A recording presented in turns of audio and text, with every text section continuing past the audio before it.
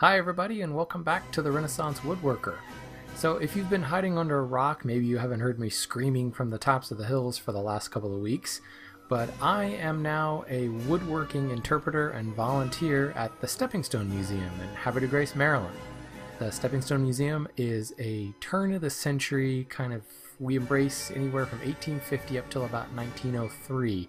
So really the Victorian period rural farm. And it's a great place. It's got a joinery and a coopersmith, blacksmith, all kinds of things. So what I wanted to do is take you guys over to the museum and show you a little bit of footage that I snuck, because it's a period place and I'm not supposed to have a camera, of my new workshop.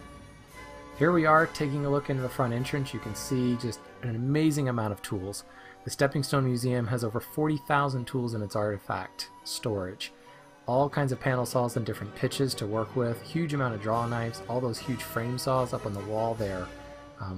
Can't wait to work with some of those. We've got several benches, big collection of planes, 3 shaving horses, and the cool thing is each one of these tools is in working condition and ready to go.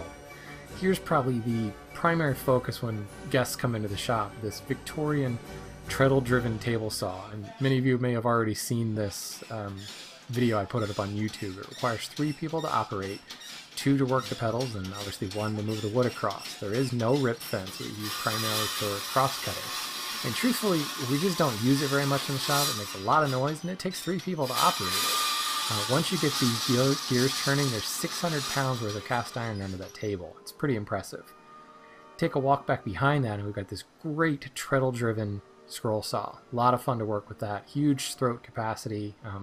We've got 3 of these joiner's chests floating around, and this is great. When you open this lid, the smell of camphor comes up out of everywhere. There's a camphor block placed in each one of these chests to prevent rust on the tools that are in there.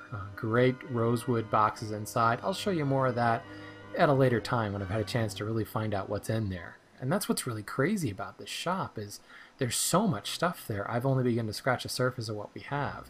Great collection of planes, lots of molding planes, every dimensioning plane you need.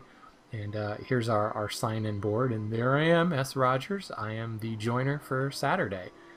So we take a look over here at an early prototype mortising machine. This is a mortising machine from 1830 something, as close as we can get it, and it's really just pedal driven.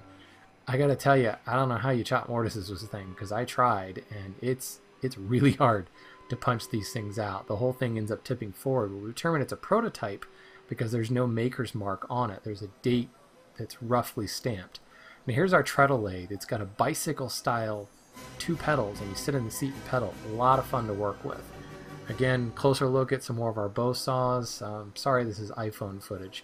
Here's my first project for the shop. I need to rebuild the end vise and rethread, build a new screw and a nut. And the whole bench itself is really rickety. It shakes quite a bit, as you can see here. We'll be rebuilding that as a first project. This was donated to us by a chair maker from turn-of-the-century Baltimore, and his family ended up donating it to us. So there'll be more from the Steppingstone Museum in the future. In the meantime, head over to steppingstonemuseum.org and you can check it out and learn a little bit about the museum. The site does need a little bit of work, and I'm hoping to help them out with getting a blog started. We are open May through September, and we're only open on weekends from 1 to 4, unless we have special events, which we do quite often throughout the year, and we're usually open extended hours for that. Coming up this weekend, June 12th and 13th, is the Celtic Festival. We'll be open from 12 to 5. I will be there both days, demonstrating the tools and playing around, cutting a little bit of joinery. Come by and say hi, and I will talk to you guys again soon.